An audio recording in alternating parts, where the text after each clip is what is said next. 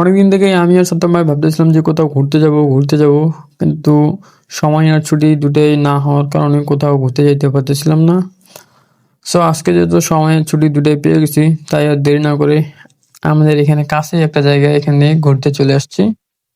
আর এখানে আমরা first time না, এর আগেও আসছি। আর এখানে আসার প্রধান ও মূল কারণ বলতে পারবেন যে এখানকার প্রাকৃতিক পরিবেশ।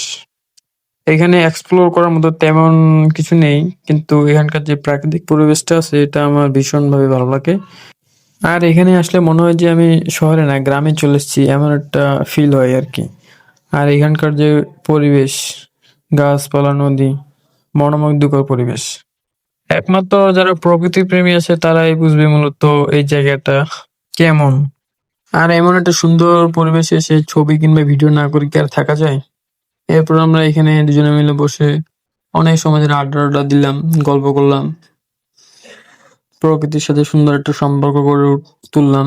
এরপর দুজনে মিলে আমরা আবার হাঁটা দিই। হাঁটতে হাঁটতে নদীর পাড় দিয়ে আমরা চলে আসলাম ব্রিজে। ব্রিজে আসার পর এখান থেকে কিছু সময় ভিডিও করে এরপর আমরা একটা অটো নিলাম। অটো নিয়ে চলে যাচ্ছি আমরা আবার আমাদের গন্তব্যের উদ্দেশ্যে। এখন আমার বাসায় যাইতে হবে। ধন্যবাদ সবাইকে। ভালো থাকবেন এবং আমার জন্য দোয়া করবেন। আসসালামু আলাইকুম।